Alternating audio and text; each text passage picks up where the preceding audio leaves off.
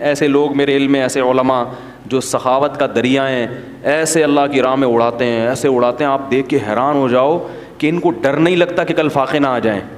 تو مجھے وہ حدیث یاد آتی ہے، انفق یا بلال ولا تخش من ذی العرش اقلال. نبی نے حضرت بلال سے کہا ہے بلال اللہ کی راہ میں خرچ کر اور عرش والے سے فقر کا خوف مت کر. تو اللہ کے لیے کر رہا ہے، اللہ تجھے فقر و فاقہ میں نہیں ڈالے گا. مگر علماء نے کہا یہ اس کے لیے جس میں توکل بہت ہو، کیونکہ بعض دفعہ اللہ کی طرح سے آزمائش آتی ہے تو وہ بھینس والا قصہ بھی ہو جاتا ہے بعض دفعہ، ٹھیک ہے نا. پتہ چلا آپ نے صدقہ کیا، پیسے ہی نہیں ہیں، تو اب کاروبار میں انویسٹمنٹ جتنی تھی وہ ساری غریبوں کو کھلا دی، اب بیٹھے ہوئے ہیں. تو آزمائشیں بھی آتی ہیں، تو جو آزمائشوں کو برداشت کر سکتا ہے اس کے لیے تو اتنا تقویٰ ہے. نارمل آدمی کو ایسا حکم نہیں ہے. نارمل کو یہ ہے کہ بھائی اتنا انویسٹ کرو، اتنا لگاؤ. کتنا انویسٹ کرو اس کا ایک فارمولہ بتا دیتا ہوں.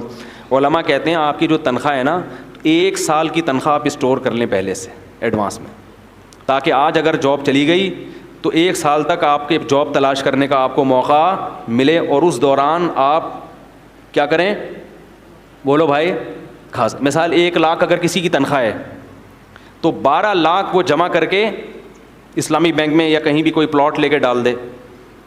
سمجھ میں آ رہی ہے بات؟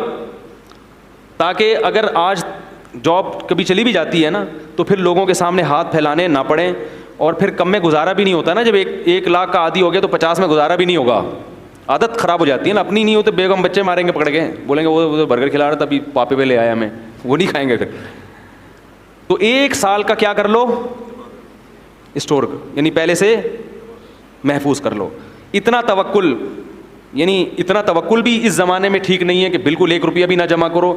اور علماء کہتے ہیں 1 سال سے زیادہ جمع کرنا یہ توکل کے خلاف ہے. اس کا مطلب سارا اپنا ہی پہ نظر ہے، اللہ پہ نظر بالکل بھی نہیں ہے. تو اعتدال کا راستہ یہی ہے، 1 سال کی تنخواہ، اور پھر جتنی آ رہی ہے نا اسے بچاؤ نہیں، پھر کھاؤ بھی اور کھلاؤ بھی. صدقات و خیرات بھی کرو، خود بھی کھاؤ، دیسی گھی میں پراٹھے بنا کے کھاؤ، دیسی گھی میں کھانا بنا کے کھاؤ. یہ نہ بولا کہ پیسے ہی نہیں ہیں. بیان کرنا آسان ہے دیسی گھی پر، اور دیسی گھی کے مشورے دینا آسان ہے، جب خرید کے لاؤ تو پتہ چلتا ہے. میں جن لوگوں کو مشورے دیتا ہوں نا دیسی گھی کے، ان کے 1-1 کروڑ کے پلاٹ ہیں بیریا ٹاؤن میں. نہیں آ رہی بات سنے، اور میرا ایک بالش کا بھی پلاٹ